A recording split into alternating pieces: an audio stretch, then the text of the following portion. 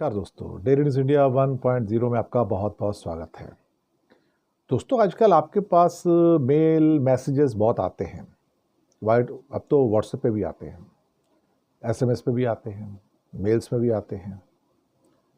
KYC का verification करवा लो, आपके बिल का पेमेंट नहीं हुआ है, आज रात बिजली कट जाएगी, पानी कट जाएगा, आपका वाईफाई काम नहीं कर रहा है तो आपने उसका बिल नहीं दिया है, आपका कोई आदमी पकड़ा गया है, कस्टम में किसी ने ड्रग्स था, पुलिस स्टेशन में बैठा हुआ है।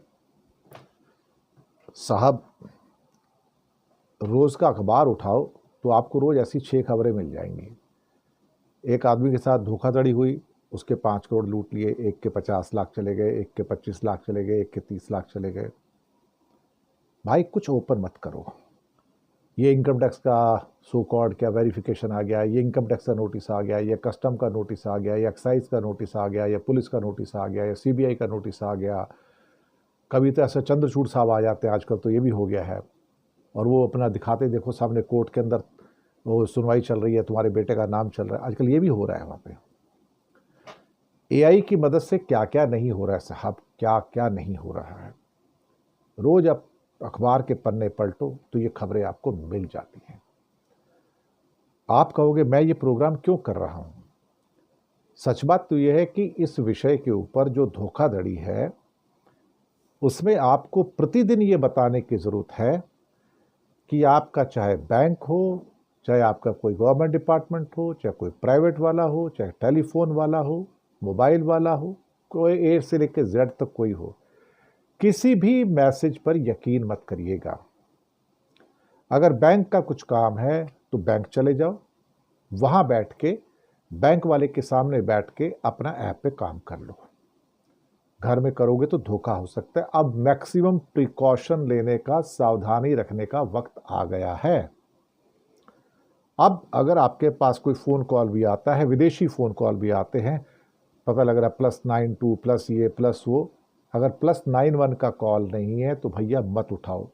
मैं कभी कोई विदेशी कॉल नहीं उठाता, चाहे कोई अपना हो या पराया हो, उठाता नहीं। जिसको बात करनी होगी वो पहले मुझे मैसेज करे कि मैं कौन व्यक्ति हूँ, ऑथेंटिक है या नहीं है। मैं फैसला करूंगा कि बात करनी है नहीं करनी है। बड़ी सिंपल सी बात है। किसी चीज़ का कोई आपका बैंक का मैसेज आया, कोई वेरिफिकेशन है, मत करो, बिल्कुल मत करो। आपकी सुरक्षा आपके हाथ में है। आप ये समझ लो कि आपने कोई सरकार का या कोई ऐसा प्राइवेट मैसेज देखा ही नहीं। अगर कोई बैंक का मैसेज आ भी जाता है, पुलिस का मैसेज आता है, सीबीआई का आता है, कस्टम का आता है, एक्साइज का आता है, तो आप यकीन मानिए किसी भी किस्म का मैसेज हो, चाहे वो व्हाट्सएप पे आए, एसएमएस में आए या मेल्स में आए, आप ट्रस्ट मत करो। सबसे पहला क्वेश्चन है कि क्या मुझे इस पर विश्वास करना चाहिए? Shall I trust it? Answer is no. मैं इस पर ट्रस्ट नहीं करूंगा। एक बार नहीं, 4 बार वेरीफाई करो और उसके बाद देखो, बातचीत करके 2-4 लोगों से अपने घर में ही, कि ये क्या इस किस्म के मैसेज ठीक हैं क्या। अब आर्बिट्रेरली अपने आप एक्ट मत करो किसी चीज़ पे। और कभी फ़ोन आ जाए कि आपका बेटा मेरे पास है, आप उसकी आवाज़ सुनो, हाँ हाँ हाँ मुझे इन्होंने गिरफ्तार कर लिया है और आप मुझे, मेरे को बेल करवा दो, इतने पैसे लगेंगे, मत यकीन कर रहा। सब एआई जनरेटेड वॉइसेस हैं। आर्टिफिशियल इंटेलिजेंस की मदद से फ़ोटो भी बन जाती हैं, आपकी आवाज़ भी वैसी की वैसी आ जाती है और आप सोचते हो आपका बेटा या बेटी ही बोल रहे हैं, या आपका हस्बैंड बोल रहा है, कोई और बोल रहा है, परिवार का सदस्य बोल रहा है। बिल्कुल मत कीजिएगा साहब। बार बार कह रहा हूं, धोखाधड़ी से बचने का एक ही तरीका है कि एक्स्ट्रा सावधान, और किसी मैसेज को, किसी व्हाट्सएप के ऐसे मैसेज को या किसी मेल को रिस्पॉन्ड मत कीजिएगा।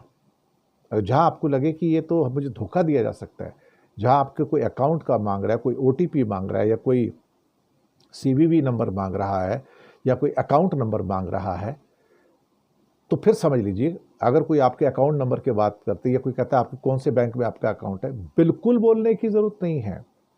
वो धोखेबाज होगा, फंसा रहा है आपको, तो किसी के फंसाने में नहीं आना है।